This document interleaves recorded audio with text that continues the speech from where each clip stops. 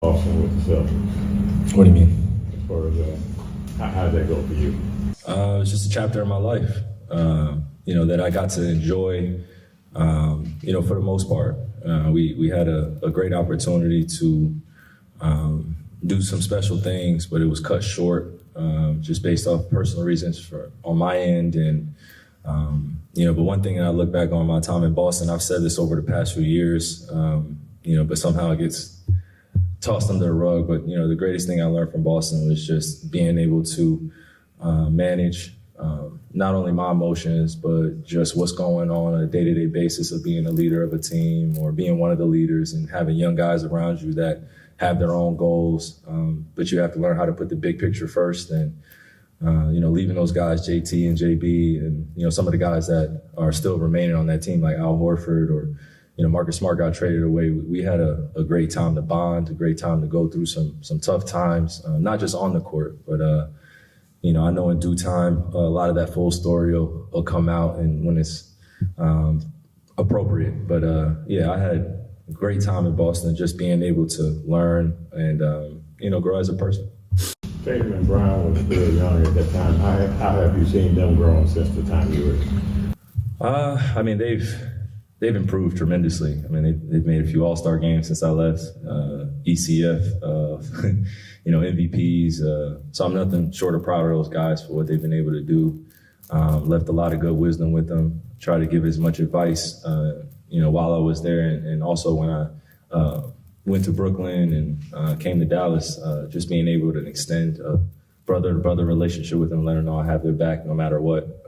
This basketball stuff is going to be competitive no matter what. We're going to go at each other. But, getting to know them as human beings, they're really special people alongside other people that I got a chance to know in that Boston organization. As you said, the full story can wait for another day, but can you think of an example of something in Boston that made you a better leader, better person, better player, just that happened specifically while there? I just think moving on to the next thing, just learn how to move on and let go of the past. It could cripple you if you allow it to, because I've been bombarded with Boston questions since I left and people trying to figure out what actually happened. But again, I think the full story will come out probably when I'm retired or when it's appropriate, like I said. Because I didn't mind after a few years taking the brunt of the blame, one of the best players in the world. So I know it comes with that fair criticism, but it's just a little bit more grace could have been extended my way, especially what I was dealing with during that time as a human being. I know sometimes in sports, it's literally about the end goal and result and what you accomplish, and that's one thing, but we're still human at the end of the day, and I wasn't my best self during that time. So when I look back on it, I just see it as a time where I learned how to let go of things and learned how to talk through my emotions. I came into the league at 19 years old, not knowing how to be a young man as of yet, because this whole lifestyle was thrown at me. I was expected to do wondrous things, but I just wanted to continue to develop as a human being. And once I put that first, then, you see me flourishing now. So feels good. Okay. You've talked a lot about kind of the spiritual journey you've been on and, getting to this point of happiness, protecting your peace.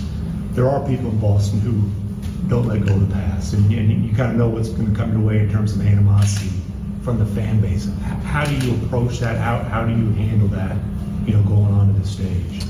I think I'm better at consolidating kind of the emotions now, or being aware of what it's going to be like. We call it animosity, we call it hate, we call it, it's going to be hell in Boston.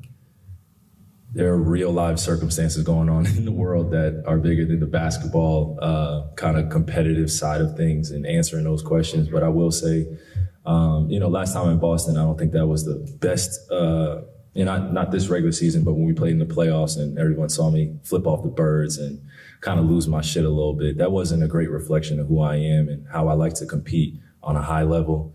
It wasn't a great reflection on my end towards the next generation on what it means to control your emotions in that type of environment, no matter what people are yelling at you.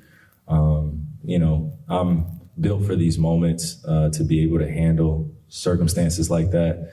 And I've been able to grow since then. So, of course, it's going to be a hectic environment, but I'm looking forward to it. And I see it as a healthy relationship to have with the fans. I almost think about Gladiator, just win the crowd over.